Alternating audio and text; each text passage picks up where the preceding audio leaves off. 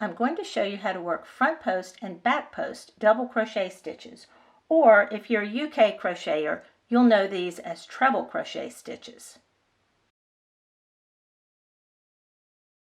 Here I have a row of double crochet stitches. Let's talk for a minute about the post of a stitch. The post is the tall part of the stitch. You can actually put your hook around the post of the stitch in either direction. Most of the time when we're working double crochet, we work into the top 2 loops at the top of a stitch, but we're going to be working around the post. Let's see how that works. I'll do a chain 2 turning chain because these stitches are a little bit shorter. So instead of a chain 3, I'll do a chain 2 and turn. Now I'm not going to work under both loops at the top of the stitch. Instead, to do a double crochet, I'll yarn over and insert my hook from front to back and then again to front around the post of that stitch. Yarn over, pull up a loop.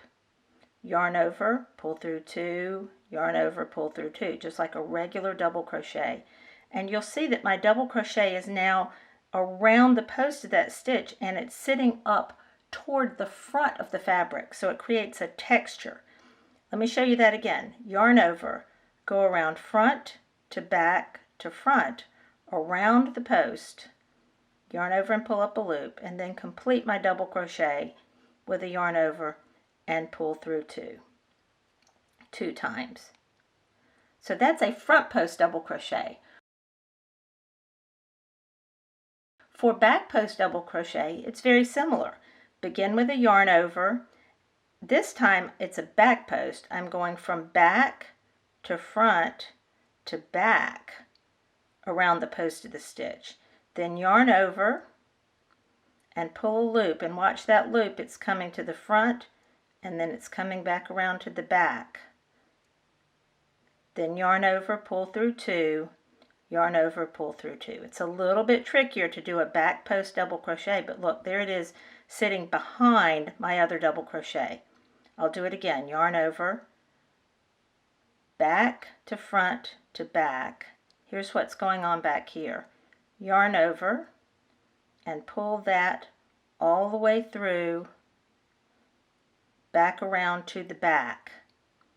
Then yarn over, pull through 2 twice.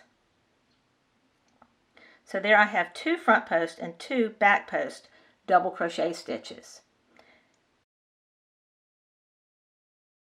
Let me continue across doing back post and front post alternately. Here's a front post